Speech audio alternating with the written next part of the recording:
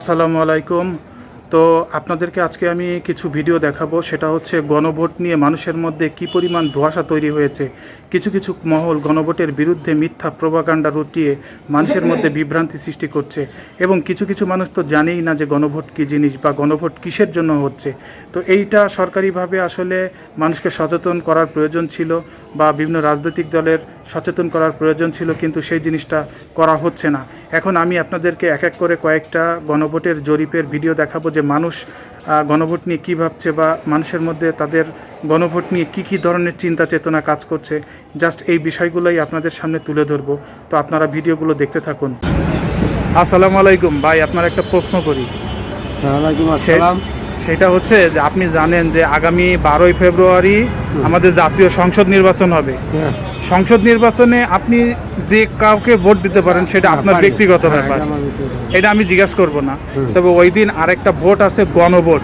জুলাই সনদের উপরে ভিত্তি করে গণভোট হবে। আপনি কি গণভোটের পক্ষে না বিপক্ষে? আমি গণভোটের পক্ষে নাও বিপক্ষে না, কিন্তু আমি আপনার গণভোটের যে ভোটটা দিতে গেলে তাহলে তো আমার 71-এর যে যুদ্ধ সেটা বাদ দিতে হয়, তারপরে শহীদদেরকেও অবমাননা করা হয়, যে কারণে আমি ভোটে আমি মানে দিতেই পারতেছি না। যেহেতু মানে আপনি না ভোটে দিতে চাচ্ছেন, আপনি বলছেন যে হ্যাঁ ভোট দিলে 71-কে বাদ দেওয়া হয়, শহীদদেরকে অবমাননা করা হয়। এইটা কে বলছে, বা আপনি কি কোথাও পড়ছেন, বা কেউ আপনাকে কি বলছে? এটা আমার মন থেকে বলছি। আপনার মন থেকে? মানে আপনি তো সঠিকটা দেখেননি, তাহলে সঠিকটা জানেন না।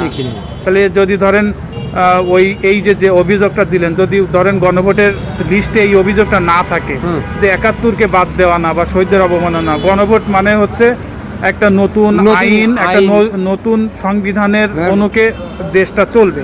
তা সেইটা দেশের জন্য যদি ভালো হয়, সেটা ভালো না?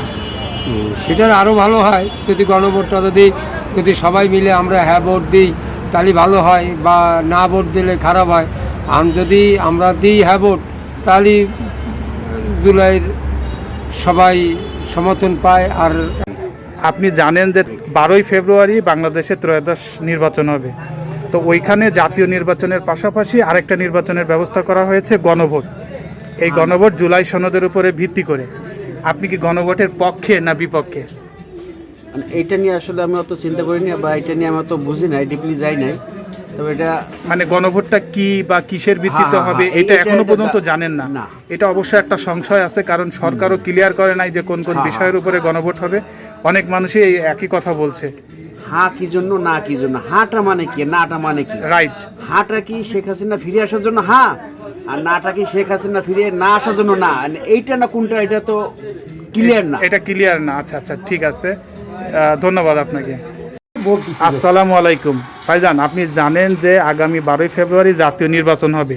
জাতীয় নির্বাচনে আপনি যাকে খুশি তাকে ভোট দেন, কোনো সমস্যা নেই। আমার যাকে খুশি তাকে ভোট দেবো, পর্দার আপনারা যায় যাকে ভালো লাগবে তাকে ভোট দেবো। হ্যাঁ, কিন্তু ওই দিন আরেকটা ভোট আছে, জুলাই সনদের উপর ভিত্তি করে গণভোট। আপনি গণভোটের হ্যার পক্ষে না নার পক্ষে? সেটা আমার বিবেক যা বলে তাই করব। মানে আপনি গণভোট সম্পর্কে কি জানেন, যে গণভোটটা কি বা কেন? যা বলে তাই করব আমি আর কি। হ্যাঁ, ঠিক আছে, বাট আপনি কি জানেন যে গণভোটটা কি বা কিসের ভিত্তিতে হবে, এটা কি জানেন? আমি জানি না, পাবলিক ওটা জানে না। তা ওই দিন তো আপনাকে গণভোটও দিতে হবে।